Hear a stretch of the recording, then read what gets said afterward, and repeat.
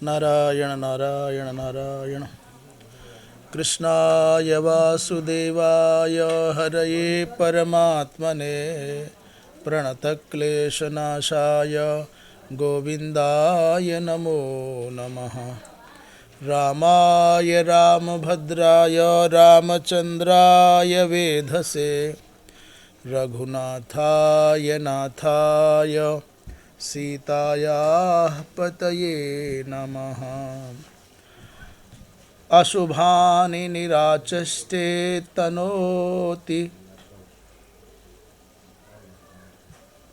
अशुभानि निराचष्टे तनोति शुभसन्ततिं स्मृतिमात्रेण यत्पुंसां ब्रह्मतन् परमं विदुः। अतिकल्याणरूपत्वात् नित्यं कल्याणसंश्रयात् स्मर्तॄणां वरदत्वाच्च ब्रह्मतन् परमं विदुः। श्रीराम जय जय राम श्रीराम श्रीराम जय जय राम श्रीराम श्रीराम जय जय राम श्रीराम धर्म की अधर्म का प्राणियों में विश्व का गोहत्या गौ माता की परम पूज्य धर्म सम्राट स्वामी श्री करपात्री जी महाराज की अपने अपने सद्गुरुदेव भगवान की गंगा मैया की तीर्थराज प्रयागराज महाराज की श्री राजा रामचंद्र भगवान की कोटेश्वर महादेव की हर हर। बड़े सौभाग्य का विषय है कि आज हम तीर्थराज प्रयाग की पावन धरा पर शिव कोटेश्वर महादेव के पावन सन्निधान में पूज्यपाद धर्म सम्राट स्वामी श्री करपात्री जी महाराज के नाम से श्री धर्म सम्राट कीर्ति संस्थानम में धर्म संघ महाविद्यालय जो कि पूज्यपाद सद्गुरुदेव भगवान पूज्य श्री वीरव्रती प्रबल जी महाराज के द्वारा संस्थापित। और एक विशेष बात यह है कि अपनी अनवरत 25 वर्षों की यात्रा को संपन्न करता हुआ ये विद्यालय, जिसका आरंभ, जिसका श्री गणेश, जिसका उद्घाटन भारतवर्ष की दिव्य 3 विभूतियों के द्वारा संपन्न हुआ था, उनमें पूज्यपाद अनंत श्री विभूषित परम भागवत पूज्य स्वामी श्री विष्णु आश्रम जी महाराज, पूज्यपाद अनंत श्री विभूषित वेदांती स्वामी जी श्री सदानंद सरस्वती जी महाराज और पूज्यपाद अनंत श्री विभूषित स्वामी श्री परम विरक्त स्वामी श्री लक्षेश्वर आश्रम जी महाराज, इन 3 महापुरुषों की पावन संकल्पना, प्रत्यक्ष और परोक्षतया उपस्थिति, ये बात इसलिए कही जा रही है, जो पत्रक छपा था उसमें तीनों महापुरुषों का नाम और संभवतः चित्र भी था। नाम तो निश्चित रूपेण था, चित्र का तो स्मरण नहीं आ रहा है। इन तीनों के कर कमलों से इस विद्यालय का उद्घाटन होना था। उसमें पूज्यपाद पूज्य स्वामी श्री परम भागवत स्वामी श्री विष्णु आश्रम जी महाराज को किसी कारणवश वसंत पंचमी के दिन जाना हुआ, तो वो यहाँ उससे पहले आके गए थे और स्वामी लक्षेश्वर आश्रम जी महाराज, स्वामी वेदांती जी महाराज यहाँ उपस्थित रहे थे। ये भूमि यहाँ के बड़े उदार मना एक श्रेष्ठ परिवार के द्वारा पूज्य वीरव्रती जी महाराज को उपलब्ध हुई थी। तो ये भूमि धन्य है, इसके दाता धन्य है, इसका स्वामित्व जिनके पास रहा है वो धन्य है कि जहाँ वेद विद्या के पावन प्रकाश से ये इस भूमि का कण कण विद्योतित हो रहा है। इसी भूमि पर आज की श्रीधरी टीका समर्पित श्रीमद् भागवत का जो स्वाध्याय क्रम चल रहा है, उसकी आज की सेवा इस विद्यालय में उपस्थित हैं विद्या विनय संपन्न ओजस्वी तपस्वी वर्चस्वी डॉक्टर गुणप्रकाश चैतन्य जी महाराज, हमारे ब्रह्मचारी जी श्री प्रणवानंद जी महाराज, ब्रह्मचारी हरिहर जी और सभी जो उपस्थित महानुभाव हैं सब। आज की यात्रा में स्वाध्याय क्रम में तीसरे स्कंद के 20वें अध्याय का 39वां श्लोक चलेगा। 39 हुआ, 39वां चलेगा। श्री मैत्रेय जी महाराज कहते हैं, ये ब्रह्मा जी के द्वारा जो सृष्टि का क्रम चल रहा है उसका उल्लेख है। विससर्ज तनुम तां वै ज्योत्स्नां कांतिमतीं प्रियां त एव चाददुः प्रीत्या विश्वावसु पुरोगमाः। अर्थात ब्रह्मा जी महाराज के मन में 38वें श्लोक में चल रहा था कि ब्रह्मा जी महाराज ने प्रहस्य भाव गंभीरम जिघ्रंत्यात्मानमात्मना कांत्या ससर्ज भगवान गंधर्वाप्सरसांगणान। अर्थात 38वें श्लोक का तात्पर्य क्या हुआ? प्रहस्य आत्मानम आत्मना। अर्थात ब्रह्मा जी महाराज को इस दृश्य को देख करके थोड़ी हंसी आई। क्यों हंसी आई? इससे पहला प्रसंग चल रहा था कि असुरों ने सायंकालीन बेला को, सायंकालीन संध्या को संध्याम एव सुंदरीम मत्वा, संध्या सुंदरी मान करके, कोई सुंदर कामिनी मान करके उसके साथ एकांगी भाव दशा में कल्पना लोक में प्रविष्ट होकर के उसको नायिका मान करके उसके श्रृंगार का वर्णन किया, उससे संवाद किया, तुम्हारा नाम क्या, तुम किसकी पुत्री हो, आदि का अधिक व्यवहार किया। तो अर्थात तात्पर्य यह है कि जिनके चित्त में कामाधिक्य होता है उनको किसी नायिका आदि की उपस्थिति की आवश्यकता नहीं रहती। मेघाडंबर को ही उन्होंने उस नायिका के केशादिक माना। इस दृश्य को ब्रह्मा जी महाराज अपने नेत्रों से देख रहे थे। तस्माद एव प्रहस्य, इसलिए इस बात को कह रहे हैं कि हंस करके। गंभीरम भाव प्रहस्य माने भगवान ब्रह्मा जी को थोड़ी हंसी आई और हंस करके भगवान ने क्या किया? आत्मना आत्मानम जिघ्रंत्या कांत्या, अपने आप से ही स्वयं ही अपने सौंदर्य का जिघ्रंत्या माने यहाँ तात्पर्य है उपभोग करने वाली, कांत्या माने कांति देह से, और कांत्या माने कांति युक्त शरीर से, गंधर्व और अप्सरसाम अर्थात गंधर्वों और अप्सराओं के गणान माने गण को, समूह को, ससर्ज माने उत्पन्न किया। अच्छा, उससे क्या हुआ? ब्रह्मा जी महाराज के कांति में बपू से अब गंधर्व और अप्सराओं की उत्पत्ति हो गई। ये चर्चा कल तक हो गई थी, आज 39वें में कह रहे हैं। तो जब ब्रह्मा जी महाराज ने इस शरीर को त्यागा, कौन से? इस कांति में बपू का परित्याग किया, तो कांतिमतीम प्रियाम ताम ज्योत्स्नाम अर्थात तनुम विससर्ज। ब्रह्मा जी महाराज ने गंधर्व और अप्सरों का उद्भव जिस कांति में बपू से हुआ उस कांति में बपू का परित्याग कर दिया। यद्यपि बड़ी प्यारी लग रही थी देह, तथापि ताम ज्योत्स्नाम माने चंद्रिका स्वरूप तनु को जब त्यागा तो ते के बोले विश्वावसु पुरोगमाः। विश्वावसु है जिनके समूह का अग्रणी नेता। विश्वावसु पुरोगमाः अर्थात वो गंधर्वों का समूह है जिसके अग्रगण्य है, नेता हैं श्री विश्वावसु जी।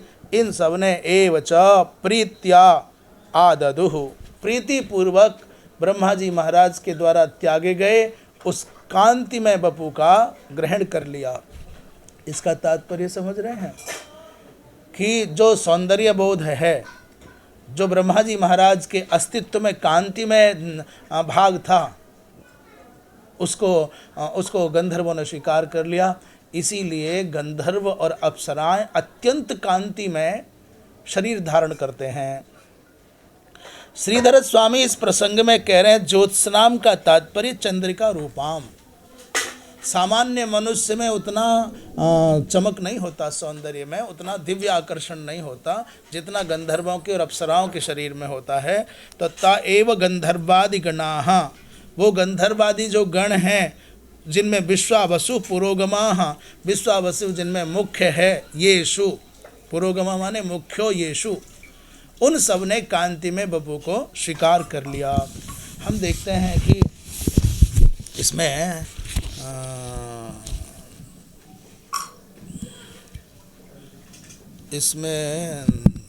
जो हमारे बंशीधर जी महाराज क्या कहते हैं देख लेते हैं। अच्छा, बंशीधर जी की कोई टीका इसमें नहीं है। सौंदर्यास्वाद चिन्हानि, ऐसा भाव गंभीरम माने व्यंजिता भी योगम यथा स्यात् तथा प्रहस्य, कोई विशेष बात नहीं कही है। चलो आगे चलते हैं। अब 40वें श्लोक में सृष्ट्वा भूत पिशाचांश्च भगवानात्मतंद्रिणा दिग्बाससो मुक्तकेशान वीक्ष्य चामीलयदृशौ। अब तो ब्रह्मा जी महाराज ने किन किन को बोले भूत और पिशाचों को उत्पन्न किया। कैसे किया है बोले 40वें श्लोक में देख लेते हैं। इसका अन्वय क्या बनता है। बोले सृष्टा भूत पिशाचांश्च माने भगवान ब्रह्मा, भगवान ब्रह्मा जी महाराज ने आत्मतंद्रिणा, अभी मनुष्य के अस्तित्व में जो आलस्य है, निद्रा है, प्रमाद है, कर जम्हाई लेता है, अंगड़ाई लेता है, कुछ करने की इच्छा नहीं रहती, खाया और सो जाना, ये दो काम सबसे अच्छे लगते हैं आलसी व्यक्ति को। तो ब्रह्मा जी महाराज के अस्तित्व में जो तंद्रिणा थी, जो आलस्य था, उससे भूत पिशाचान सृष्टवा, उसी से भूत और प्रेतों का, पिशाचों का प्रादुर्भाव हुआ, उनकी सृष्टि की। और क्या हुआ, वो कैसे हैं बोले दिग्वाससः, भूत और प्रेतों का जो स्वरूप है कैसा, दिग्वाससः माने दिगंबर रहते हैं, दिशाएं ही हैं, बाससी जिनकी, कपड़े हैं जिनके, दिशाएं ही हैं, अंबर माने वस्त्र जिनके, और दूसरे केशान मुक्त अर्थात जिनके केस खुले रहते हैं, तादृशान वीक्ष्य, ऐसे भूतों को, पिशाचों को, वीक्ष्य माने दृष्टवा, विलोक्य, दृशौ अमीलयत्, ब्रह्मा जी महाराज ने सहसा इस दृश्य को देखा। बड़े बड़े भयंकर भूत और पिशाच जिनके बाल खुले खुले हैं, जो नंग धड़ंग हैं, इस दृश्य को देख करके ब्रह्मा जी महाराज ने सहसा विह्वल होकर के नेत्र बंद कर लिए। श्रीधर स्वामी इस प्रसंग में कहते हैं आत्मनस तंद्रिणा, आत्मनस तंद्रिणा माने अपने तंद्री भाव से, तंद्रिणा माने आलस्य न, अपने आलस्य के द्वारा ही, तांश्च मुक्त केशान, तान माने भूत पिशाचादीन, उनको रचा और रचयित्वा किम, तान विलोक्य, कैसे हैं वो, मुक्त केशान, बड़े बड़े भयंकर, उनके बाल बिखरे हुए हैं, उलझे हुए हैं और सब नंग धड़ंग हैं। ऐसे विभत्स दृश्य को देख करके नेत्रे निमीलितवान, ब्रह्मा जी महाराज ने अपने नेत्र बंद कर लिए। श्री वंशीधर जी इस प्रसंग में कहते हैं कि कदाचित ब्रह्मणः आलस्यम अभूत, किसी प्रसंग में ब्रह्मा जी को आलस्य हुआ और ततो भूत प्रेताद्या, आलस्य से ही भूत प्रेत उत्पन्न हो गए, बभूवुः उत्पन्न हुए। तच्चालस्यम जृंभा निद्रा रूपताम प्राप्तम, वो आलस्य कैसे समझ में आता है, तो बार बार व्यक्ति जम्हाई लेता है। जम्हाई लेने के दो कारण माने जाते हैं। चिकित्सकीय विधि को जानने वाले कहते हैं ऑक्सीजन कम हो रहा है, प्राण शक्ति कम हो रही है, इसलिए जम्हाई आ रही है। दूसरा, शरीर थकान मान रहा है, विश्राम कम हुआ है तो जम्हाई आ रही है। तो दो कारण माने जा सकते हैं। तो जृंभा निद्रा रूपताम प्राप्तम, जब वो आलस्य जृंभा और निद्रा रूप को प्राप्त हो गया तो एव जग्रुहु, अर्थात उसी को उन भूत प्रेत पिशाचों ने ग्रहण कर लिया। दिग्वाससों का तात्पर्य नग्न है वो सब। तो चलते 41वें श्लोक में, तद विसृष्टां तां जृंभणाख्यां तनुं प्रभोः निद्रामिंद्रिय विक्लेदो यया भूतेषु दृश्यते येनोच्छिष्टान् दर्शयन्ति तमुन्मादं प्रचक्षते। 41वें श्लोक में क्या कह रहे हैं? जैसे ही ब्रह्मा जी महाराज ने भूत प्रेत पिशाच आदि की रचना अपने आलस्य से की तो झटी थी। अब फिर हम एक स्मरण करा दें, यहाँ शरीर का त्यागना मनुष्य के शरीर के त्यागने की भांति नहीं है कि शरीर छूटा, दूसरा जन्म होगा तब दूसरा शरीर मिलेगा, ऐसा नहीं। अभी तो ब्रह्मा जी महाराज यहाँ सृष्टि के क्रम में हैं, तो जैसे एक कुंभकार घड़ा बनाने के लिए मिट्टी उठाता है, घड़ा बनाता है, तो जिस मिट्टी से घड़ा बनाया वो मिट्टी घट बन गई। अब उसके मन में आ गया कि नहीं हम चिलम बनाना है, तो जिस प्रकार का पात्र बनाना है उसी प्रकार की उतनी मात्रा की मिट्टी लेगा। छोटा पात्र बनाना छोटी मिट्टी लेगा और बड़ा पात्र बनाना बड़ी मिट्टी लेगा और उसी प्रकार का आकार बनाएगा चक्र पर।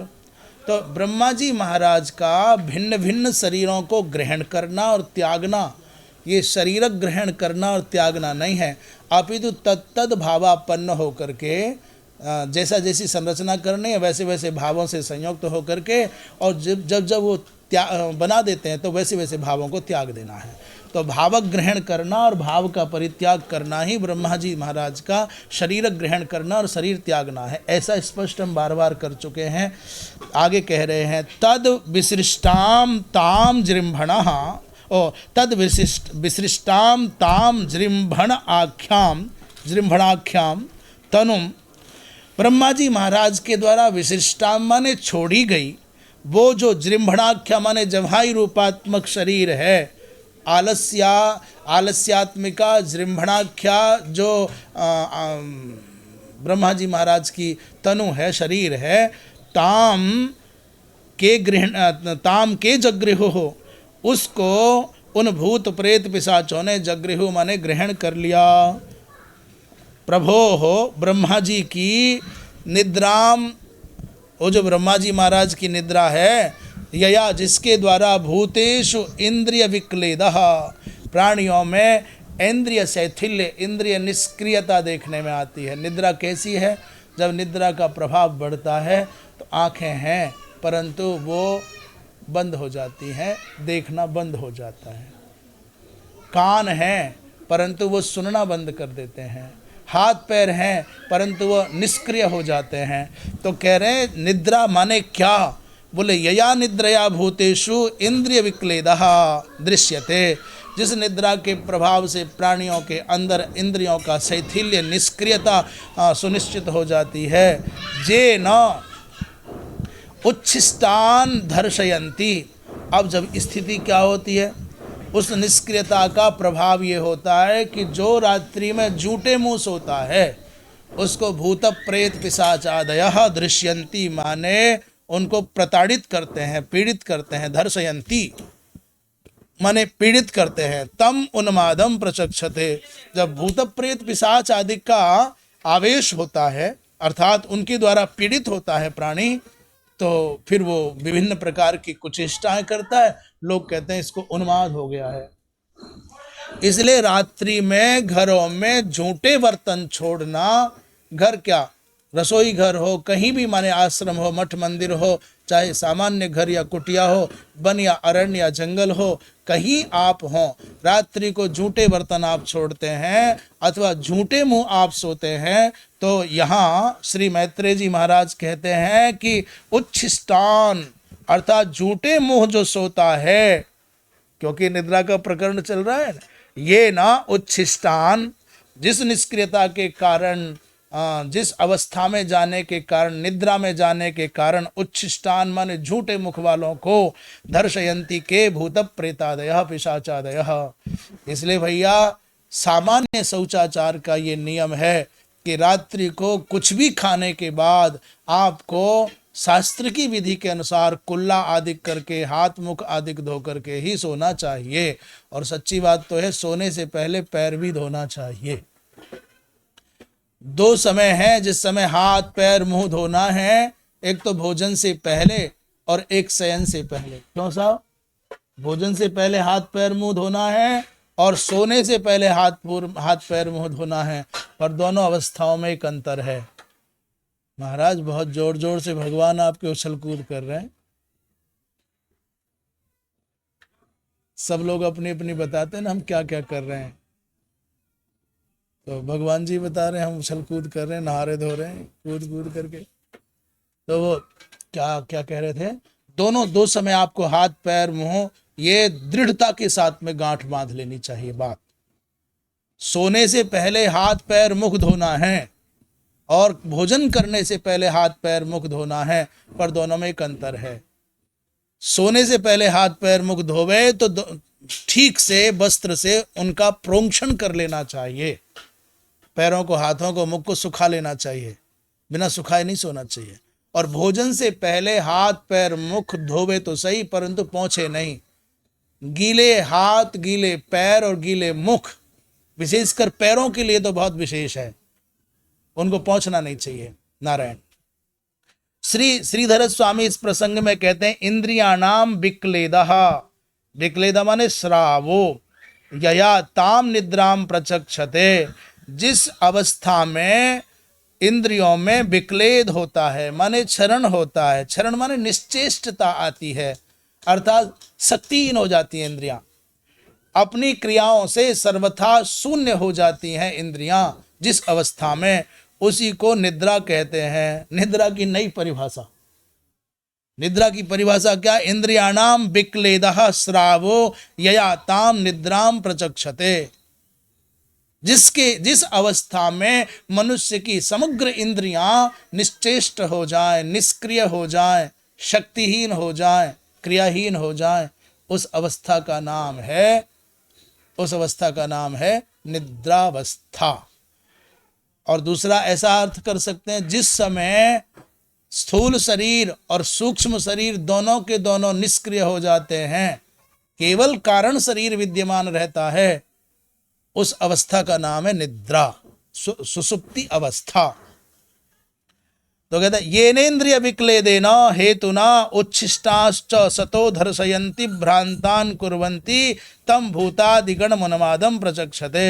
येनेन्द्रिय विक्लेदेन, जिस समय इंद्रिय का विक्लेद होता है, इंद्रियां अनिश्चेष्ट हो जाती हैं, उस समय पर तेन हेतुना उच्छिष्टाश्च, जो झूठे मुख सोते हैं, उच्छिष्ट मुख सोते हैं, तो दर्शयन्ति भ्रांतान कुर्वन्ति, के बोलते भूत गणादयः, भूत प्रेतादयः उच्छिष्ट मुखान भ्रांतान कुर्वन्ति, भ्रांत कर देते हैं, उन्मादी बना देते हैं, प्रचक्षते, उस अवस्था को निद्रा कहते हैं। और जो झूठे मुख सोने पर भूत प्रेत आदि के द्वारा पीड़ा पहुंचाई जाती है, उसी को अपस्मार, उसी को उन्माद, कैसा कैसा सब कहते हैं। तंद्रा जृंभिका निद्रोन्माद हेतुत्वेन भूतादीनाम तनूनांच चातुर्विध्यम उक्तम। ये भूत प्रेतादियों के 4 प्रकार के शरीर माने जाते हैं। कौन से गिना रहे हैं, तंद्रा, दूसरा जृंभिका, तीसरा निद्रा और चौथा उन्माद। जो भूतावेश, प्रेतावेश, पिशाचावेश से पीड़ित रहते हैं, उनको तंद्रा माने आलस्य बहुत रहता है, लगातार जवाई बहुत आती है, लगातार नींद बहुत आती है और लगातार उन्माद बना रहता है। 4 प्रकार की अवस्थाएं हैं भूत प्रेत आदि के द्वारा पीड़ित व्यक्तियों में देखा जाता है। ऐसा तो भूत प्रेत आदि के 4 प्रकार के शरीर भी यहाँ बता दिए। इसमें वंशीधर जी महाराज कुछ विशेष कह रहे थे। उन्मादम इति युक्ते है, उन्माद किसे कहते हैं, बोले भूत प्रेतादि धर्षिता जनाः उन्मत्ताः इत्युच्यन्ते। जो भूत प्रेत आदि के द्वारा धर्षित मनुष्य है, उनको उन्मत्त कहते हैं, अर्थात उनको विवेक नहीं रहता, उनको अपना भान नहीं रहता। 42वें श्लोक को देख रहे हैं। ऊर्जस्वंतम मन्यमान आत्मानं भगवान जह साध्यान गणान पितृगणान परोक्षेणा सृजत प्रभु अब साध्य गण और पितृगणों की सृष्टि का उपक्रम चल रहा है। ब्रह्मा जी महाराज ने भूत प्रेत पिशाचों की सृष्टि की और उस शरीर को भी त्याग दिया। तो उस शरीर को माने आलस्य निद्रा आदि को उन्होंने भूत प्रेतों ने स्वीकार कर लिया। आगे कहते हैं आत्मानम ऊर्जस्वंतम मन्यमानः कह प्रभु कह भगवान कह अजः। ये प्रभु कहो सर्वसमर्थ, भगवान कहो षडैश्वर्य संपन्न, अज कहो अजन्मा ब्रह्मा। ब्रह्मा जी महाराज ने उस समय क्या अपने आप को अचानक तेजो में माना, बलवान माना। ब्रह्मा जी को सहसा मनोवृत्ति हुई कि मैं बहुत शक्तिशाली हूं, बहुत कांतिमान हूं, बहुत तेजो में हूं, ऐसा समझने लगे। तो ऐसा समझते ही परोक्षेण साध्यान गणान पितृगणान असृजत, ऐसा समझते ही सहसा उनके ओज तेज और बल से, परोक्ष माने न दिखाई देने वाले, दिख नहीं रहा, अदृश्य रूप से साध्य गणों को और पितृगणों को असृजत माने उत्पन्न कर दिया। यहाँ श्रीधरी टीका कम ही है, कहते हैं ऊर्जस्वंतम माने आत्मानम बलवंतम मन्यमानः, अपने आप को बलवान मान रहे हैं। परोक्षेण माने अदृश्य रूप से साध्यगण और पितृगण बन गए, किसी को दिखे नहीं। इस समय इस विषय में श्री बंशीधर जी महाराज कह रहे हैं कदाचित धाता माने ब्रह्मा जी महाराज आत्मनो बलिष्ठत्वम पारोक्ष्यंच भावयामास। उनके मन में आया मैं बहुत बलवान हूं, और परोक्षत्व का तात्पर्य क्या हो गया कि मैं अदृश्य रूप में हूं, मैं किसी को दिख नहीं रहा हूं। ये दो वृत्तियां भावारूढ़ हुई। तो उसी समय ऐसा भावयामास ताभ्यांच साध्याः, उस अवस्था में जो ब्रह्मा जी के चित्त में मनोवृत्ति चल रही थी बलिष्ठत्व की और पारोक्षत्व की, उसे साध्यगण और पितृगण बभूवुः इन द्वाभ्याम ऊर्जस्वंतम, इसी ऐसा समझना चाहिए। दो गण हो गए। ब्रह्मा जी महाराज ने ये शरीर भी त्याग दिया, माने वही मनोभाव त्याग दिया बनाते ही। अरे भाई, जैसे वैदिक कर्मकांड करने वाले भगवान विष्णु के निमित्त पूजा करते समय मंत्र बोलते हैं, तो जैसे ही भगवान विष्णु की पूजा होगी तो भगवान विष्णु परक ध्यान के श्लोक बदल जाते हैं, और श्लोक बोलते ही मनोभाव बदल जाते हैं। मनोभाव बदलते ही मंत्र बोलेंगे त्वां गंधर्वा अखनंस्त्वाम इंद्रस्त्वाम बृहस्पति ही त्वामो, ऐसा मंत्र बोलेंगे और ऊहा करेंगे तो भगवते श्री लक्ष्मी नारायणा भगवद्भ्याम श्री लक्ष्मी नारायणाभ्याम नमः, भगवते श्री लक्ष्मी नारायणाय नमः, ऐसा अधिक बोलेंगे। तो जिस समय ये मंत्र एक ही है, बोलने वाले भी आप ही हैं, परंतु मंत्र के साथ जो ऊहा है वो भिन्न हो जाएगी, बदल जाएगी, और आप भगवान विष्णु का ध्यान भी कर रहे होंगे। पर जब पूजा करेंगे भगवान शंकर की तो विष्णु भगवान का ध्यान छोड़ करके मंत्र बोला तो भगवते सांब सदा शिवाय नमः बोलेंगे, तो भगवान शिव से संयुक्त आपकी मनोवृत्ति भाववृत्ति हो जाएगी।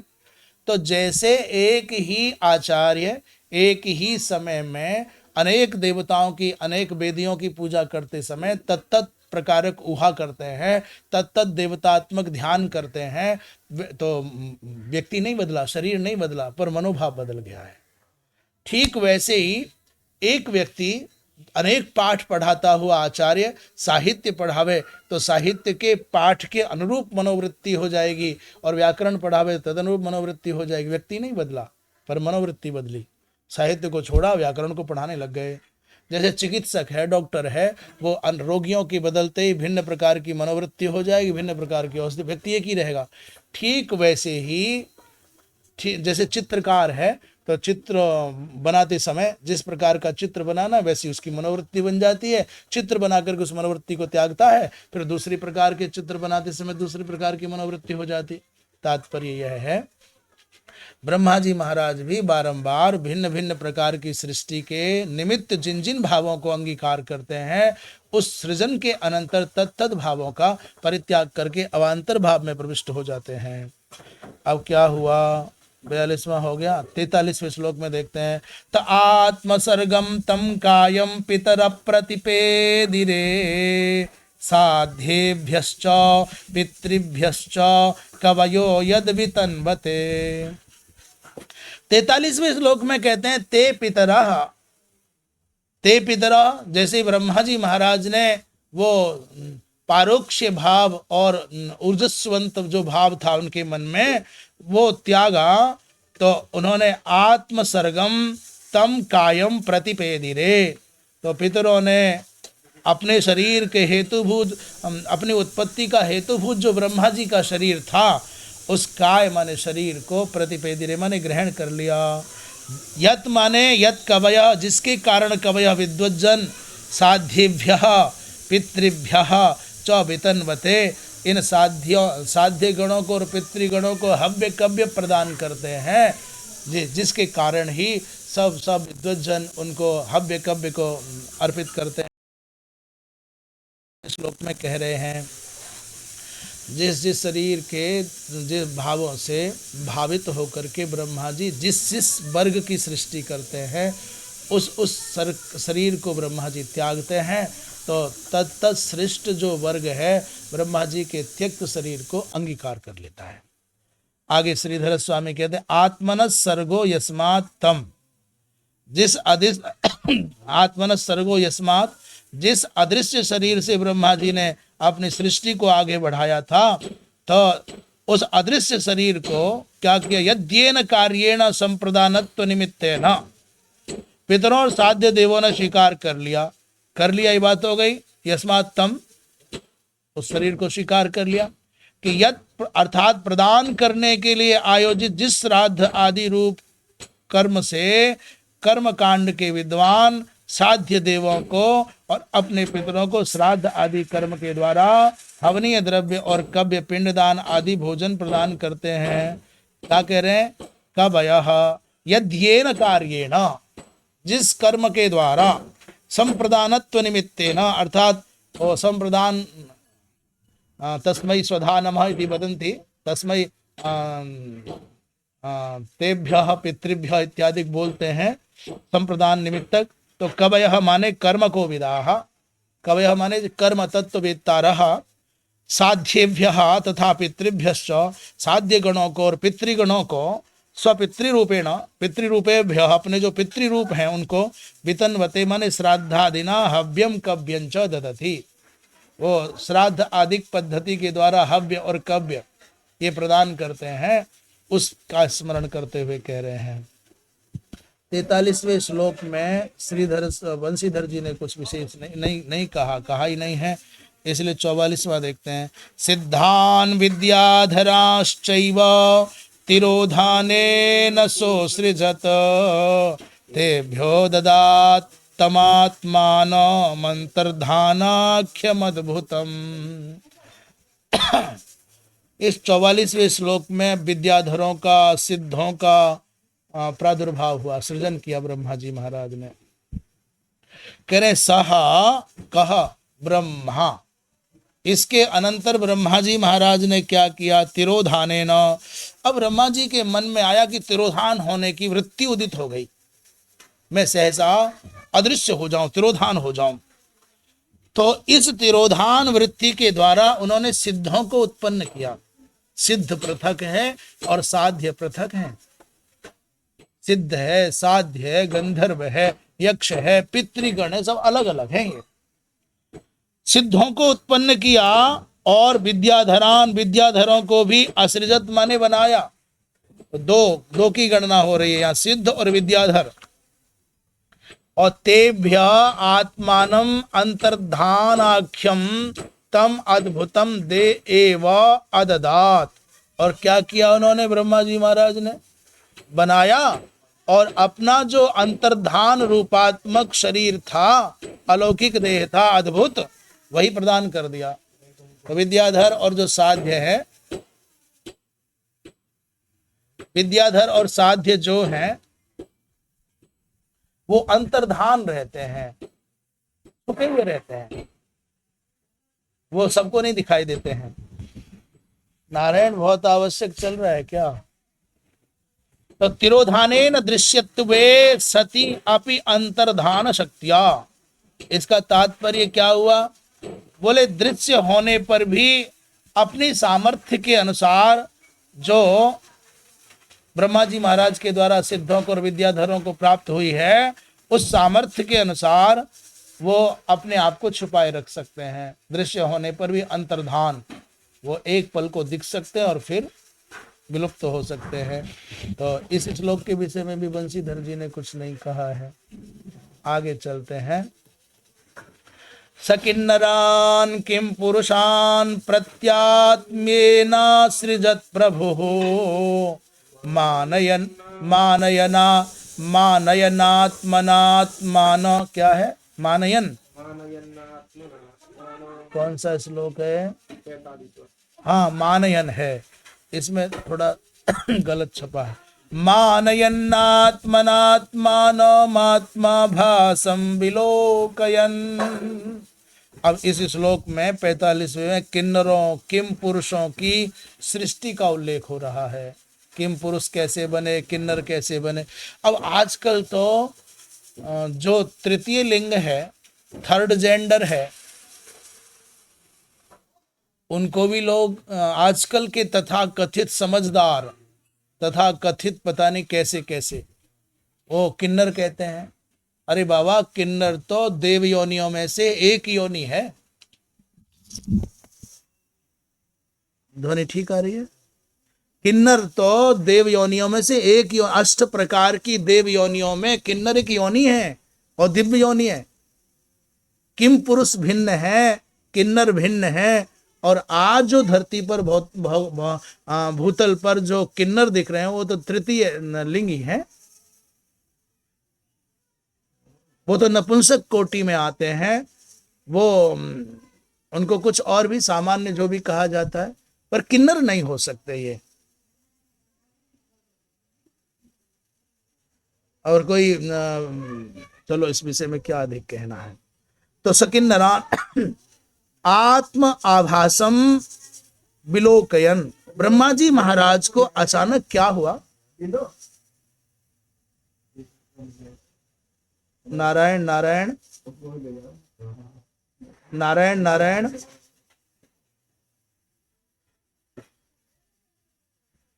क्या हुआ कि आत्म आभासम विलोकयन, अपने प्रतिबिंब को देखने लग गए ब्रह्मा जी महाराज। और जैसे ही अपने प्रतिबिंब को देखना आरंभ किया तो आत्मना मानयन, ऐसा लगा उनको कि मैं तो बहुत सुंदर हूं। कोई कोई व्यक्ति अपने शीशा में अपने स्वरूप को देखता है तो बड़ा खुश होता है, मैं बहुत सुंदर हूं, बहुत प्रिय लग रहा हूं। तो उस समय ब्रह्मा जी महाराज प्रभु हो प्रत्यात्म्येन, बढ़िया नया शब्द है प्रत्यात्म्येन, माने प्रतिबिंब, प्रतिकृति, उसको प्रतिबिंब कहो, प्रतिकृति, प्रतिकृति तो दूसरा, प्रत्यात्म्येन माने प्रतिबिंब से, अपनी छाया से ही, किन्नरान, छाया तो नहीं कह सकते, माने प्रतिबिंब से ही किन्नरों के और साथ में कौन, किम पुरुषों के वर्ग को असृजत माने उत्पन्न कर दिया। ब्रह्मा जी महाराज के तो प्रतिबिंब से भी सृष्टि हो जाती है। जवाई लें तो सृष्टि हो जाए, अंगड़ाई लें तो सृष्टि हो जाए, उनकी नाक से बराह निकल आए, उनकी भौं के मध्य से रुद्र निकल आए, माने ब्रह्मा जी महाराज तो रोम रोम से उत्पन्न कर रहे हैं। ऐसा विलक्षण सृष्टि का वहां वो उत्सव चल रहा है। तो किम पुरुष और किन्नर उत्पन्न हुए। कहते हैं दीपिका का अर्थात श्रीधर स्वामी कहते हैं प्रत्यात्म्येन माने प्रतिबिंबेन, प्रतिबिंब से, और आत्मा भासम माने प्रतिबिंबम आत्मनात्मनो मानः प्रतिबिंब दर्शिनः सुंदरस्य शिरकंपादि चेष्टा। आत्मा भासम का तात्पर्य क्या हुआ? जब ब्रह्मा जी महाराज ने अपने प्रतिबिंब को स्वयं अपना स्वरूप मान लिया, मैंने ऐसा मान लिया कि मैं ही हूं, अपना मान समझने लग गए, तो प्रतिबिंब देखे तो सुंदर लगा ब्रह्मा जी को, हम तो बहुत सुंदर है। तो प्रसन्नता के मारे ब्रह्मा जी महाराज अपना मगन होकर के सिर घुमाने लग गए। कभी ऐसे बहुत सारे लोग कभी नाक ऐसे करते हैं, कभी ऐसे करते हैं। आजकल अनेक अनेक प्रकार का मुंह बना करके फोटो खिंचाने का चलन है। हाँ, तो वैसे वैसे ब्रह्मा, मनुष्य में जितनी भी कौतुक है ना, सब आए ऊपर से ही है, कोई नया नहीं कर सकते। ब्रह्मा जी महाराज अपने फोटो में ही अपने आप को देख करके मुंह बिचका रहे हैं, बड़े मगन हो रहे हैं। आत्मनो मानः प्रतिबिंब दर्शिनः, उस प्रतिबिंब को देखने वाले को सुंदर से सिरक कंपादि चेष्टा, तो प्रसन्नता से कभी भौं फैला रहे हैं, कभी मुंह हिला रहे हैं, सिरक कंपादि चेष्टा कर रहे हैं। अतएव, हाँ, जो प्रतिबिंब के प्रति सम्मान का भाव रहा है, अतः उस दृष्टि से रचे गए किन्नर और किम पुरुषों को परस्पर एक दूसरे का प्रतिबिंब मान करके सम्मान करने से उनकी सदा युगलबंदी रहती है, मिथुनी भाव रहता है, एक दूसरे को देखते रहते हैं और मगन होते रहते हैं। क्योंकि स्वयं को देख करके ब्रह्मा जी प्रसन्न हो रहे थे, तो किम पुरुष देखते हैं किन्नरों को और किन्नर देखते हैं किम पुरुषों को, दोनों लगभग लगभग संग संग रहते हैं, ऐसा कह रहे हैं।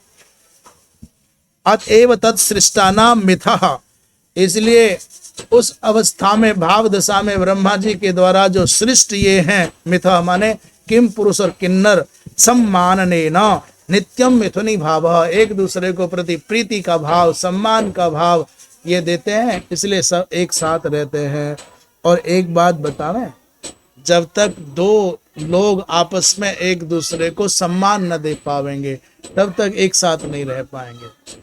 एक ही पक्ष दूसरे पक्ष का आदर करता रहे, कितनी देर?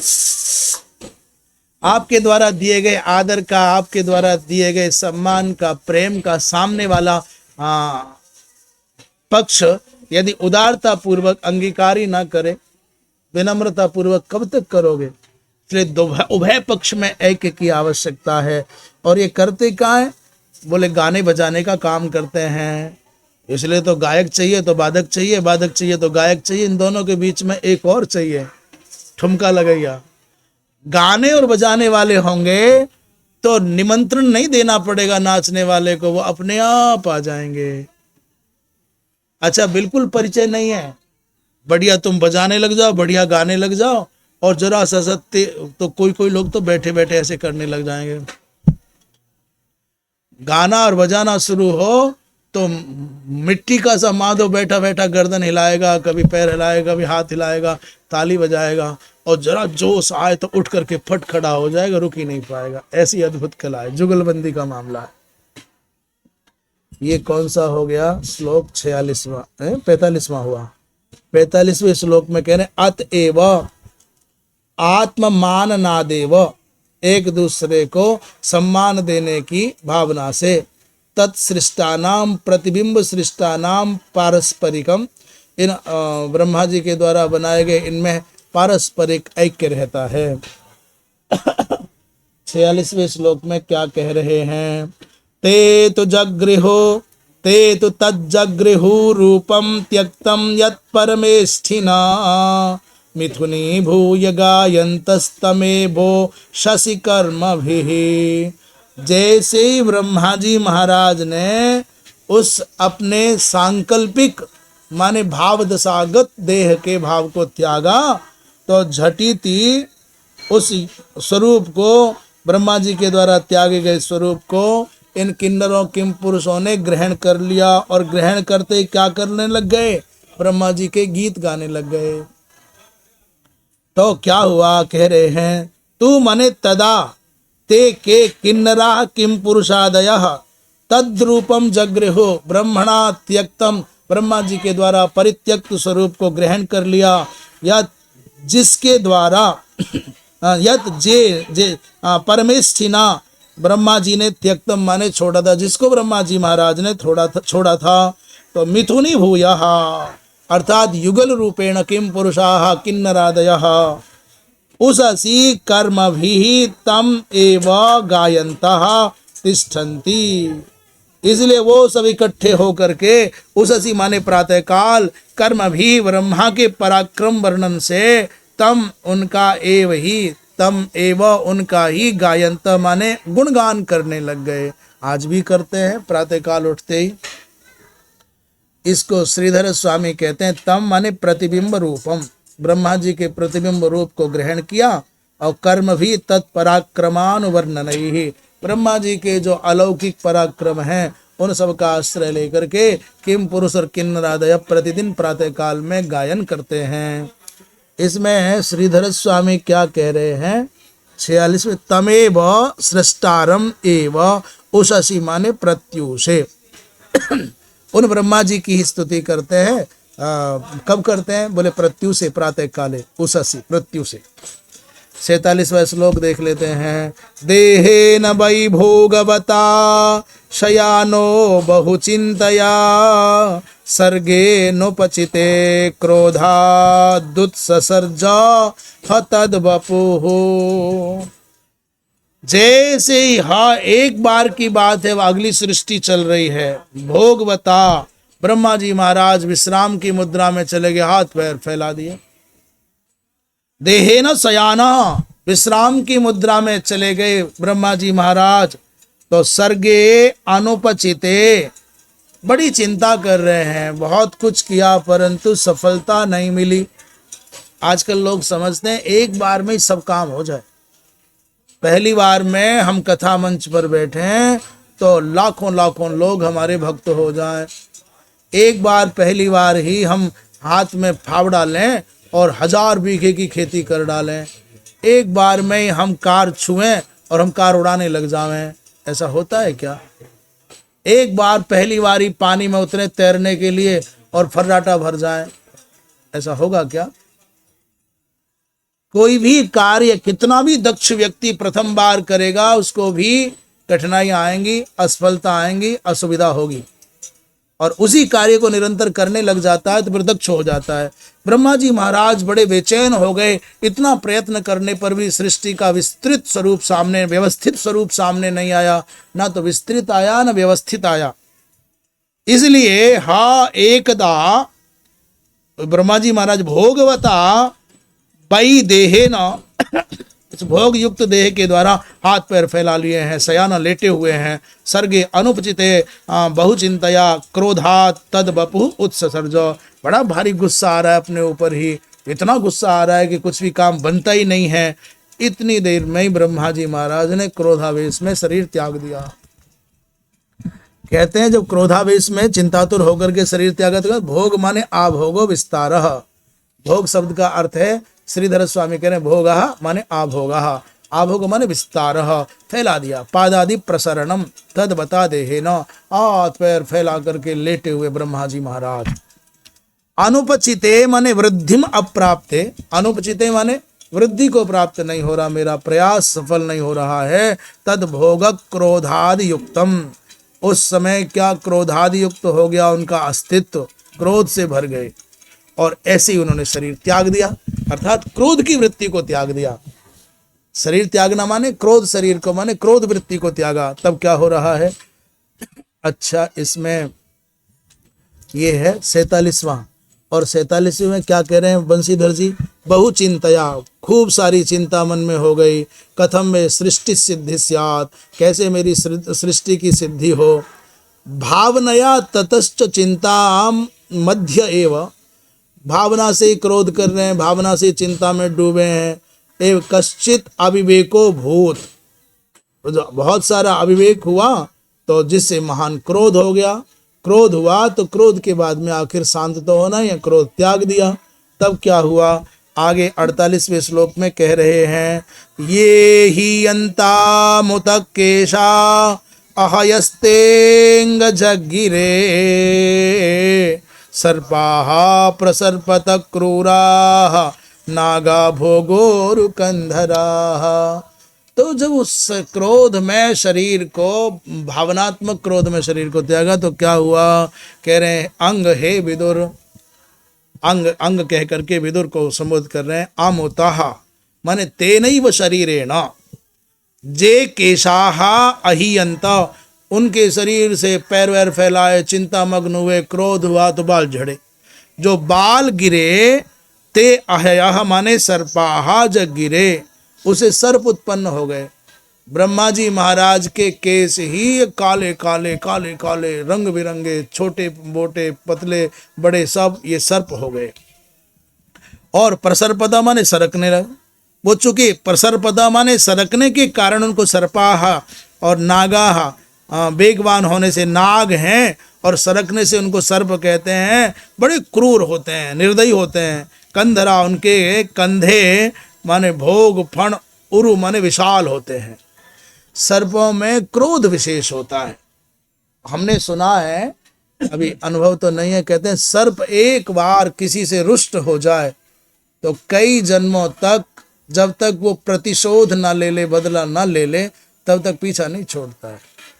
अच्छा, एक बार को मुझे लगता है कि सर्प तो प्रतिशोध लिए या बिना लिए छोड़ दे, पर सर्प की मनोवृत्ति वाला जो मनुष्य है ना, सर्प की मनोवृत्ति वाला मनुष्य तो ऐसा है कि पिता से भी रुष्ट हो जाए, माता से भी रुष्ट हो जाए, साधु संत से भी यदि असंतुष्ट हो जाए, गुरु से ही असंतुष्ट हो जाए, तो प्रतिशोध लिए बिना नहीं मानता। और हम ये मानते हैं, विशेषकर ब्राह्मण के बारे में कह रहे हैं, और चलो ब्राह्मण भी ना कहें तो विशेषकर साधु वृत्ति के बारे में कह रहे हैं, चलो साधु भी ना कहें, सज्जन के बारे में कह रहे हैं। और सच्चे अर्थों में मनुष्य को मनुष्य की कसौटी पर कस करके देखें। ये मनु की संतान है, ये मनुष्य है। नायम नायम मार्गो ही साधु नाम ऋषिकेशानुवर्ती नाम, वो मनु की परंपराओं को मानने वाला है, तो वो प्रतिशोध की वृत्ति से नहीं भर सकता। रात गई बात गई। जैसे मौसम बदलने पर व्यक्ति, ऋतु बदलने पर व्यक्ति वस्त्र बदलता है, अपने आवरण बदलता है, अपने सर्दी आती है तो जर्सियां पहन लेता है, गर्मी आती है तो उतार देता है, तो आदिक आदिक तद्वत जैसे समय बीते, बेला बीते, क्षण बीत जाए, तो व्यक्ति सदा न अच्छा रहता है न बुरा रहता है। उस वृत्ति को उसी समय त्याग दे। किसी ने अच्छा किया तो उसका वो जाने, और किसी ने बुरा किया तो उसका। जिसके मन में प्रतिशोध की वृत्ति है, वो मेरी दृष्टि में अभी मनुष्य भी नहीं हुआ। मनुष्य बन गया 2 पैर वाला, वो देखने में लगता है पैरों से चलता है, हाथों से नहीं चलता है, पर मुझे लगता है वो तो अभी पेट से घिसट रहा है। सर्प है, पैरों से चलना नहीं आया। ये बात बहुत व्यवहार की और बड़ी आवश्यक है। इसलिए घर में रहो, अथवा गृहस्थ बन करके रहो या विरक्त बन करके रहो, साधु बनकर, मन में गांठ बांध करके मत रखो। मन में प्रतिशोध की वृत्ति लेकर के मत जियो। जियोगे तुम प्रसन्न नहीं रह पाओगे। प्रसन्न रहना है, आनंदित रहना है। थोड़ी सहन शक्ति बढ़ाओ, थोड़ा क्षमा का भाव रखो। कुछ सहन शक्ति बढ़ाओ, और सहन शक्ति से ओवर की डोज हो जाए तो क्षमा करना सीख जाओ। और क्षमा के भाव से भी थोड़ी ऊपर की कक्षा में चली जाए समस्या, तो फिर भूल जाना सीखो। सुखी रहने के 3 सूत्र हैं। पहले सहन शक्ति है, थोड़ा बहुत कुछ गड़बड़ हुआ, असर ही नहीं पड़ रहा है, और उससे ऊपर की डोज होगी तो क्षमा कर जाने, तो पागल है, अज्ञानी है, बालक है। और उससे भी ऊपर की डोज हो तो भूल दो, रे हो गया। धूल डालो और भूल डालो, धूल फेंक दो और भूल फेंक दो, हो गया, झंझट खत्म, मुक्त रहो। कब तक जीवन में इन बुरी यादों के कांटों को ढोगे सर में रख करके? काहे को चुभन रखनी है, काहे को चोटों को संभाल करके रखना है, काहे को गंदगी संभाल करके रखना है। इसलिए आनंद से जीना है तो भूल जाओ। कहते हो सर्प हो गए, कैसे क्रूर, और उनके फण बहुत बड़े बड़े होते हैं, अंग। हे मित्र, ये हो गया। श्रीधर स्वामी इस प्रसंग में कहते हैं अमुतो अमुस्माद देहात। अमुतः माने अमुस्माद देहात। इस शरीर से जो ब्रह्मा जी ने त्यागा था, क्रोधात्मक चिंतात्मक शरीर, जे केसा अहियंत, उसे जो केस गिरे, प्रच्युता ते अहयो जाता, वो अहि माने सर्प हो गए। प्रसर्पतः माने पादाद्याकुंचनैः ही प्रचलतः। प्रसर्पदा माने का, प्रसर्पदा का अर्थ कर रहे हैं पैर आदि का आकुंचन करके, खींच करके, समेट करके चलना पड़ता है। सर्प ऐसे चलता है ना, ऐसे ऐसे करके चलता है। अब पैर तो उसके हैं नहीं, पादादि आकुंचन करके चलना कैसे माने? बोले पिछले वाले भाग को पहले आगे वाले भाग से की ओर समेटता है, फिर आगे बढ़ पाता है, ऐसे करके चलना पड़ता है, इसी को कह रहे हैं। इसलिए इनको सर्प कहते हैं। अतएव अगा न भवंती ति नागाः। अब चूंकि ये चलते हैं, न अगा गच्छति ति गा और न गच्छति ति अगा, ये वृक्षवत नहीं है, ये पर्वतवत नहीं है, इसलिए नागाः न अगाः, अर्थात ये ऐसे नहीं है कि चलने वाले ना हो, तो चलने वाले हैं, इसलिए इनको नाग कहते हैं। अर्थात अति वेगवंतः, ये खूब तीव्र गति से चल सकते हैं। हमने एक नाम सुना है घोड़े का, घोड़ा पछाड़। घोड़ा पछाड़ को के बारे में कहते हैं, घोड़ा पछाड़ का तात्पर्य है जब तक एक घोड़ा अपनी टाप उठा करके, एक पैर उठा करके अगली जगह तक रखे, कहते हैं उतनी देर में 5-7 बार घोड़े के पैर को डस सके, इतना चंचल, इतना तेज तेज घोड़ा होता है? इतना तीव्र, इतना तीक्ष्ण होता है, और दौड़ने लगे तो घोड़े को पीछे छोड़ दे, ऐसा मान्यता है, इसलिए घोड़ा पछाड़ कहते हैं उसको। क्या भोगवतो माने जातत्वात भोगेन फणेन उर्विस्तीर्णा कंधरा येषाम। भोगवत का तात्पर्य भोगवान, क्या हुआ? बोले जातत्वात उत्पन्न हुआ है, तो भोगेन माने फणेन, उसका जो फण है वो उरु माने बहुत विस्तीर्ण, सामान्य शरीर की अपेक्षा उस नाग का जो फण है वो बड़ा होता है। सर्वे चैते तत् क्रोध योगात क्रूराः। इन सब में क्रूरता क्यों है? बोले ब्रह्मा जी ने उत्पत्ति के समय में जो क्रोध की वृत्ति की, उसी का प्रभाव है। तेषाम अवांतर जाति भेदः सर्प सिद्धांते प्रसिद्ध। श्रीधर स्वामी कहते हैं इनके विषय में कोई और अवांतर भेद जानने, कितने कुल हैं, कितने प्रकार के सर्प हैं, कैसे कैसे हैं, सब जानना है तो सर्प सिद्धांत नामक ग्रंथ को देखना चाहिए। वृंदावन बिहारी लाल की 47-48 कहते हैं। बंसीधर जी कह रहे हैं अत एव पादाद्याकुंचनैः प्रचलनादेव, अर्थात पाद आदि के आकुंचन से चलते हैं, इसलिए इनको सर्प कहते हैं। न गच्छन्ति इति अगाः, जो नहीं चलते हैं उनको कहते हैं अग, माने के पर्वताः, के वृक्षाः, वृक्ष और पर्वत आदि जो नहीं चलते हैं। न अगा नागा, अर्थात न शब्देन, ये न गच्छ सर्प सिद्धांत ग्रंथ में शेष देखना चाहिए, तीव्र गति से चलते हैं, इसलिए इनको नागा कहा जाता है। 49वें श्लोक में सात्मानं मन्यमानः कृतकृत्यमिवात्मभूः तदा मनून् ससर्जान्ते मनसा लोक भावनान। एक दिन ब्रह्मा जी के मन में ऐसा भाव आया कि मैं धन्य हो गया, मैं कृतकृत्य हो गया, पूर्णता का अनुभव होने लगा। बैठे बैठे कुछ भी नहीं, बस आनंद आ रहा है पूर्णता का। कहते सा माने ब्रह्मा जी महाराज, आत्मभू माने ब्रह्मा जी, आत्मानम स्वयं को कृतकृत्यम माने पूर्ण मनोरथ मान बैठे। अभी कुछ हुआ नहीं, जो सृष्टि का क्रम विस्तृत हुआ उसमें कुछ भी सफलता नहीं मिली, पर सहसा मन में ऐसा आनंद का भाव आ रहा है, उल्लास का भाव आ रहा है, जीवन बहुत कुछ हो गया, बहुत अच्छा हो। जैसे ये वृत्ति बनी तो इव माने जैसे पूर्ण मनोरथ इव लगा, मन माने मान रहे हैं, तदैव उसी समय क्या हुआ?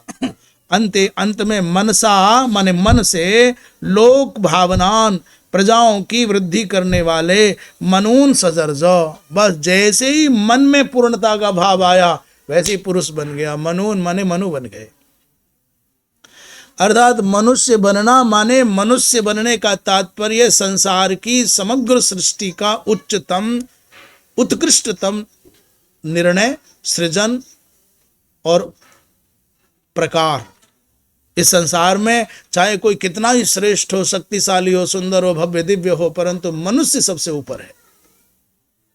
कोई कुत्ता हो सकता है मर्सिडीज में घूमता हो, सैकड़ों सेवक उसकी सेवा करते हों, बढ़िया माल खाता हो चांदी के पात्रों में, तो अब ये कुत्ता ही होगा।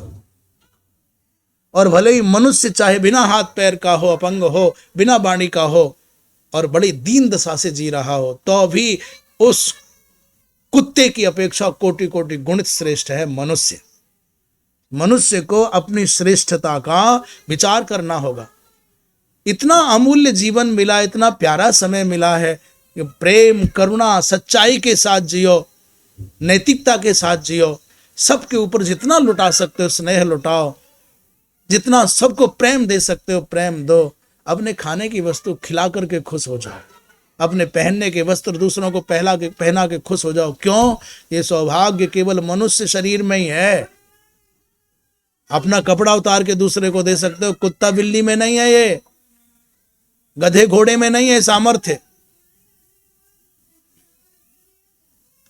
इसलिए अपना भोजन दूसरों को देकर के प्रसन्न होना सीख गए, अपने साधन की सुविधा के संसाधनों को देकर दूसरों को खुश होना सीख गए, तो आप सच्चे अर्थों में मनुष्य होना सीख गए। और यदि केवल अपनी खुशियों के लिए जीना है, केवल अपनी सोचना है, तो फिर अभी आप मनुष्य नहीं बने हैं। ये तो सब पशु भी कर लेता है। बंदर बंदरिया अपने बच्चे के हाथ से छीन करके खा लेता है, तुमने कर लिया तो कौन सा तीर मार लिया। इसलिए लुटाना आ गया तो तुमको मनुष्य होना आ गया, और लूटना आया है तो तुम अभी कहीं नहीं, केवल जाति मात्र के मनुष्य हो, आप में मनुष्यता का भाव विकसित नहीं हुआ है, ये है। इसलिए मन को क्लेश से मत भरो, मन को कठिनाइयों के पथ पर, कंटकों के पथ पर मत डालो, कुटिलता में मत जियो। जो काम थोड़े समय में सहजता से संपन्न हो सकता है, काहे को जाल बिछाएं, काहे को तर्कों के कुतर्कों के अंबार लगाएं। सरल बनो, सहज बनो, साधु बनो, सज्जन बनो और स्नेही बनो। जो तुम्हारे पास है ले जाता है दे दो, दे दो नहीं ले जाएंगे, चूहे काट जाएगा। तुमने जो वस्त्र रखे हैं, हे आगे वाले पीछे वालों, इधर वालों उधर वालों, तुमने जो बहुत सारे वस्त्र अलमारियों में धर रखे हैं, चूहे काट जाएंगे, काले काले दाग लग जाएंगे। वो लग जाते हैं ना, फफूंद जैसी लग जाती है, सड़ जाएंगे।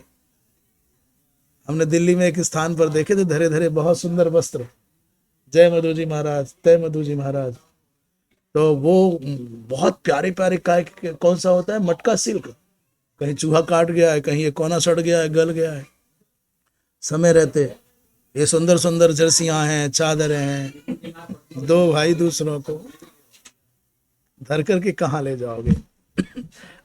आत्मानम, ये बात इतनी सारी जो बात कर रहे हैं उसका आशय क्या? आत्मानम कृत कृत्यम। गुण प्रकाश जी महाराज, जब तक ब्रह्मा जी के मन में कृत कृत्यता का भाव नहीं आया तब तक मनुष्य नहीं बना। और जैसे ही मन जैसी जैसी वृत्ति आ रही वैसी वैसी रचना हो रही है, और मनोवृत्ति में जैसी कृतकृत्यता का भाव आया, पूर्णता का भाव आया, आनंद का, तो मनुष्य बन गया। तो मनुष्य तो पूर्णता का द्योतक है, संकीर्णता का नहीं, क्लेश का नहीं, क्रोध का नहीं, कुटिलता का नहीं। ये आनंद का जीवन जीने के लिए मनुष्य बने हो। हाँ, हम आपसे कह रहे हैं, आप सुन रहे हो ना, इसलिए दया करो, क्षमा करो, प्रेम करो, सच्चाई के पथ पर जियो, करुणा पूर्वक जियो। इससे भूल हो जाए तो है तो आखिर बेचारा बालक मान करके क्षमा कर दो। अपने आनंद के समुद्र में कोई अभाव मत आने दो, कोई पीड़ा मत आने दो। तो क्या कह रहे हैं, ये बात हम किसको कह रहे हैं? आप ही को कह रहे हैं। नगर का नाम बताएं फिर आपका नाम बताएं तो लोग हम पर हंसेंगे, इसलिए आप ही को कह रहे हैं। आपने कहा था ना कि मेरे लिए कथा हुई, हाँ आज की कथा भी आपके लिए है। करुणा, प्रेम, सच्चाई, आनंद, उत्सव मनाओ। जो समय शेष बचा है उसको, शेष समय को शोक में नहीं, विषाद में नहीं, क्लेश में नहीं, कलह में नहीं, उत्सव पूर्वक बिताना है। उद्धव बन जाओ, उद्धव माने उत्सव बन जाओ। दुनिया में आग लगती हो, मैं तो भगवान की स्मृति के शीतल अमृत सिंधु में डूबा हूं, मुझे क्या। इसलिए आवे ब्रह्मा जी महाराज ने जैसे ही कृतकृत्यता का भाव मन में आया तो आत्मानम मन्यमाना, ऐसा माना, तदा अंते मनसा लोक भगवान भावनान, इस संसार को बनाने वाले, वास्तव में सृष्टि का विस्तार करने वाले मनून ससर्जो, मनुओं को बनाया। यदा मन्यमानो अभूत, जैसे ही मन में पूर्णता का भाव आया तदई वह मनून ससर्ज, मनुओं को जन्म दे दिया। अच्छा, ये श्रीधरी टीका हो गई। बंशीधर जी क्या कह रहे हैं देख लेते हैं। ये 49वां है। चिंतनानंतरम सृष्टिर्मे पूर्णेव संपद्यत ये सृष्टि पूर्ण हो जाए, पूर्णा एव, तो ऐसा मनसी मिथुनम शिश्रिक्षतः, मन में मिथुन को बनाने की भावना आई, माने युगल कपल को, जोड़े को। तस्य यदानंदो जातः, जब उसके मन में आनंद, ब्रह्मा जी के मन में आनंद का उद्भव हुआ, तो तस्मात् मनवो बभूवुः, उसी समय उनके मन से, उनके हृदय से मनुओं की उत्पत्ति हो गई। ते च सृष्टि पूर्ति मयीम पुरुषाकारताम जगृहो, उन सब ने जो मनु बने उन्होंने पुरुष के आकार को धारण कर लिया, सृष्टि की पूर्ति करने वाले हैं, उस स्वरूप को धारण किया। मनु नितेषु तदा स्वयंभुवो मनु, सबसे पहले स्वयंभू मनु हुए। सर्वैरदृश्यतान्ये च यथा समयम सर्वे दृश्या, अर्थात यथा समय सब प्रकट हो जाएंगे। अब ये अदृश्य थे। पदोपन्यासान मनुसर्गोयम सर्वांतिमो गेयः, इसका तात्पर्य है कि ब्रह्मा की सृष्टि का अंतिम सृजन, अत्यंत उत्कृष्टतम जो सृजन है वो मनुष्य का सृजन है।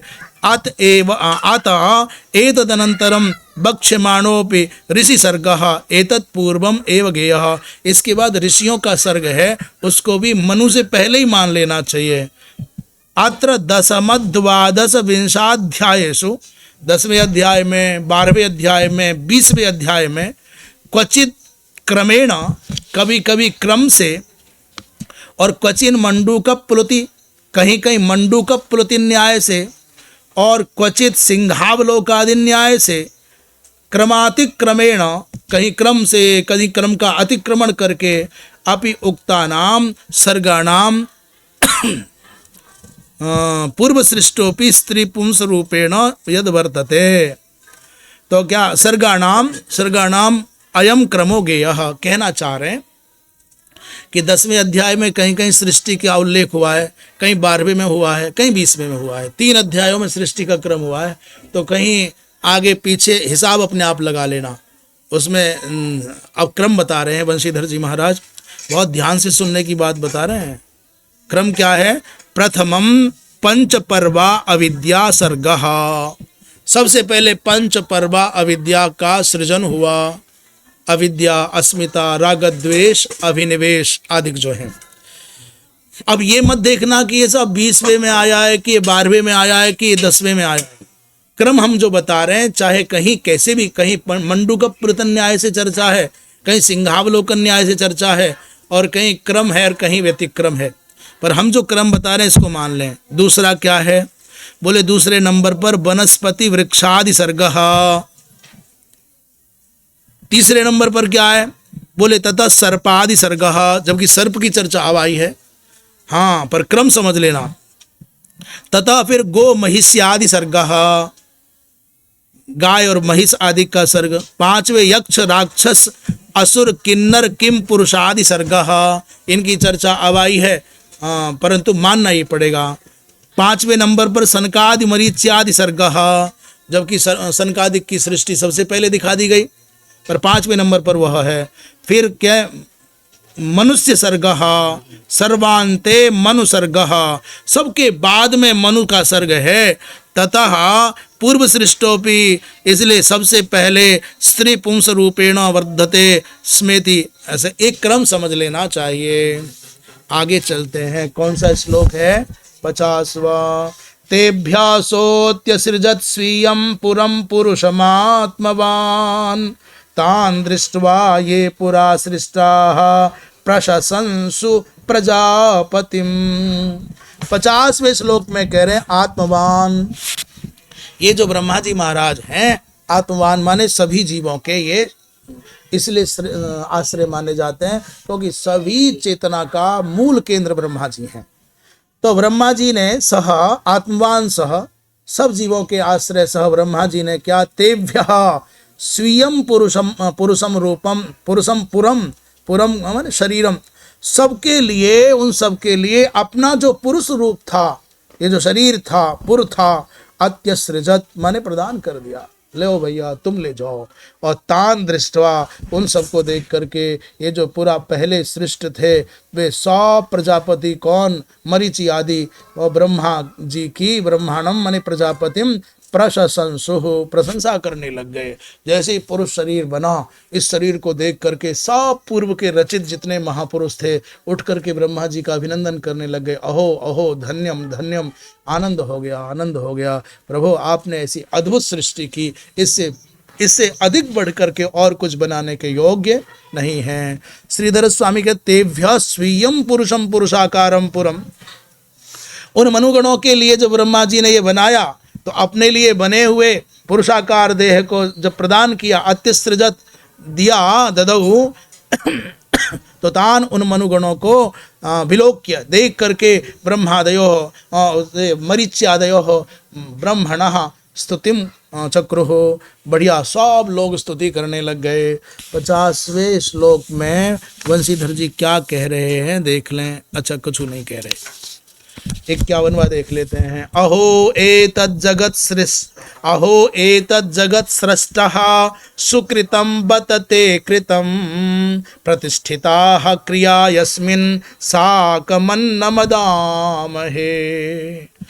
कहते हैं जगत सृष्टा, हे विधाता, हे ब्रह्मन, हे प्रभो, हे अहो आश्चर्यम बत, और आनंद पूर्वक कह रहे हैं अहो आश्चर्यम ते एतत् सुकृतम कृतम, आपने बड़ा पुण्य का काम किया है, बड़ा अद्भुत कार्य कर दिया है। यस्मिन् क्रियाः प्रतिष्ठिताः सन्ति, जिस मनुसर्ग में, मनुष्य में क्रिया माने कर्मकांडादिक जितने स्वाहा स्वधा निमित्तक सारे वैदिक कर्म प्रतिष्ठित हैं। हे ब्रह्मन साकम अन्नम अदाम, हम अब आपकी कृपा से इन मनुष्यों के माध्यम से यज्ञ, अन्नम माने यज्ञ भोग, अदाम ग्रहण कर पावेंगे, क्योंकि यज्ञ करने की योग्यता केवल मनुष्य में है। यज्ञ केवल मनुष्य कर सकता है और मनुष्य मात्र कर सकता है। इसका तात्पर्य क्या है? सबकी अपनी अपनी भूमिका है।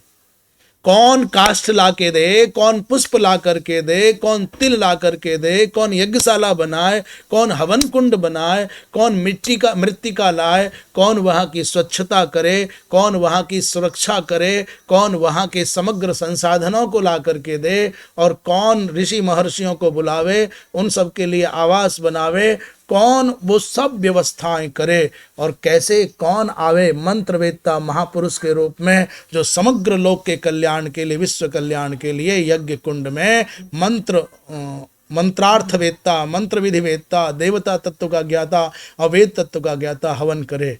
तो ऐसा मत समझना कि केवल ब्राह्मण हवन करने वाला ही यज्ञ कर जाएगा। आप ऐसा मत समझना। अरे बाबा, पुष्प कौन लाएगा, माला कौन लाएगा, ये फल कौन लाएगा, कौन उगाएगा? तो पूरा का पूरा विश्व प्रपंच इस यज्ञ के निमित्त रचा है ब्रह्मा जी महाराज ने। सब कुछ जो भी रचा गया है, अन्न धन वनस्पति फल पुष्प वृक्ष, जितना जो भी कुछ सब यज्ञ के लिए है। और यज्ञ के काम नहीं आया तो वो पदार्थ क्यों इस धरती पर जन्म लेकर आया, वो मनुष्य क्यों जन्म लेकर के आया? अब लड़ाई इस बात के लिए मत लड़ना कि साहब हम तो तब मानेंगे हमने यज्ञ किया जब यज्ञ कुंड में, यज्ञशाला में प्रविष्ट होकर के आहुति देंगे तभी यज्ञ होगा। नहीं, भगवान को कोटि कोटि धन्यवाद दो कि होते हुए यज्ञ में परमात्मा ने मुझसे ये सेवा ली। कोई काम छोटा बड़ा नहीं होता है।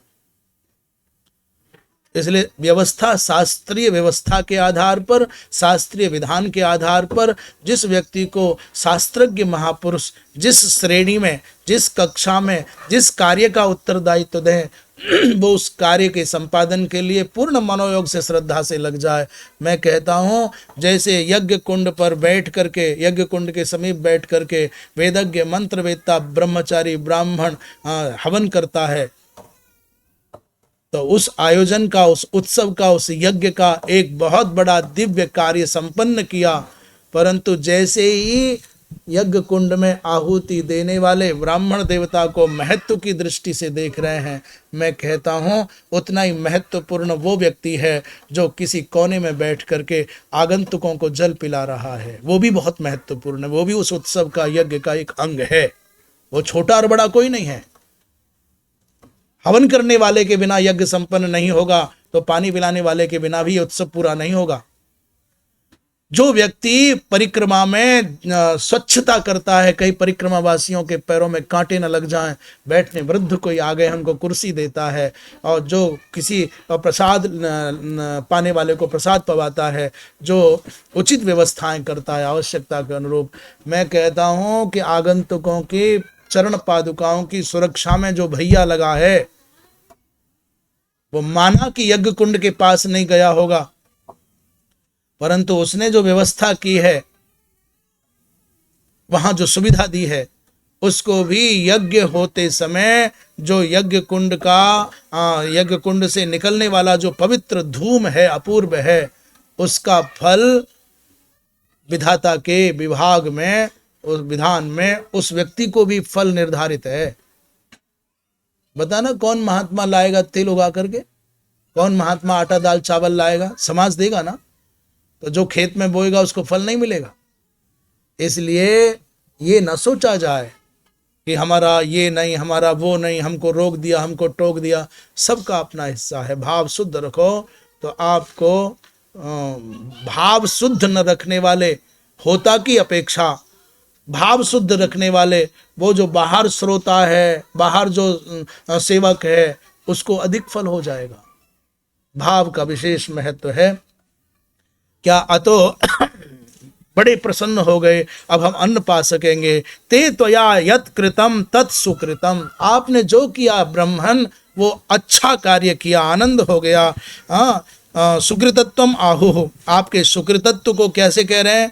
यस्मिन् मनुसर्गे, जिस मनुसर्ग में क्रिया माने अग्निहोत्राद्याः, ये जो अग्निहोत्र आदि यज्ञ आदि क्रियाएं हैं, अथवा स्वाहा स्वधा निमित्तक जो क्रियाएं हैं, उनके द्वारा अतोस्मिन् सर्वे वयम साकम सहान्नम हविर्भागाद्यदामः, भागा आद्य अदामः, अर्थात आज हम उस अग्निहोत्र आदि के माध्यम से, स्वाहा सुधा के माध्यम से, सह सह माने संग संग आज अपने अपने हविर्भाग को ग्रहण करेंगे। भक्ष्याम, हे ब्रह्मन, आनंद हो गया। इसमें 51वें श्लोक में वंशीधर जी क्या कह रहे हैं? कहते हैं एतन मनु सृष्टि रूपम, ये जो मनु सृष्टि रूप आपने कर्म किया है बहुत शोभन है, बड़ी बड़ी अद्भुत आनंद हो गया। इस सर्ग में ही अग्निहोत्रादिक का पालन होगा, इसलिए जब अग्निहोत्रादिक होगा तो हमको भी उसमें हविर्भाग प्राप्त होगा, इसलिए हम बहुत प्रसन्न हैं। तपसा विद्यया युक्तो योगेन सुसमाधिना ऋषीन् ऋषिकेशः ससर्जाभिमता प्रजा। कह रहे हैं हे ऋषिकेशः, ऋषिकेशा जितेंद्रिय ऋषि ही अने आद्य ऋषि ब्रह्मा जी ने तपसा विद्या योगेन, तपस्या के द्वारा, विद्या के द्वारा, योग के द्वारा, सुसमाधिना दृढ़ समाधि के द्वारा युक्त संपन्न होकर के, इतने गुण जितेंद्रिय होकर के, अर्थात इंद्रियों को संयम किया, और वाद्य ऋषि ब्रह्मा जी महाराज तपस्या विद्या योग सुसमाधि से युक्त हुए।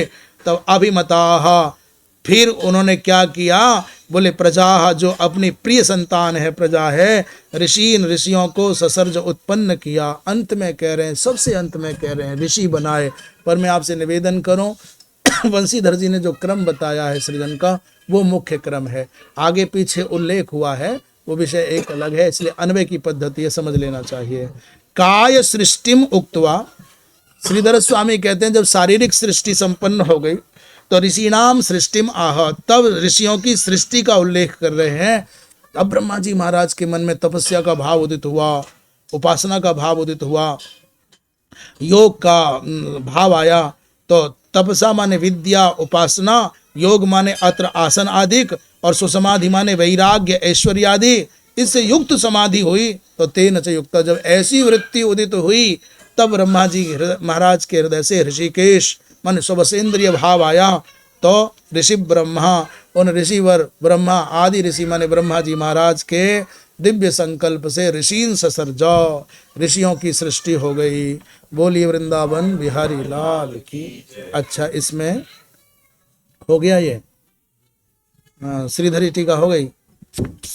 वंशीधर क्या कहते हैं? एक श्लोक और रह गया है। वंशीधर क्या कह रहे हैं देख लेते हैं। 52 ऋषीन माने सनकादीन मरीचि दे, इन मरीचि आदि सनकादिक को प्रकट किया है। 53 में गए तेभ्यश्चैकैकशः स्वस्य देहस्यांशमदादजः यत्तत्समाधियोगर्धि तपो विद्या विरक्ति मत। कहते यह जो शरीर समाधि योग रिद्धि तप विद्या विरक्ति मत, जो शरीर समाधि से, योग से, रिद्धि माने ऐश्वर्य से, तप माने तपस्या से, विद्या माने ज्ञान विद्या से, विरक्ति मत माने वैराग्य से संपन्न था।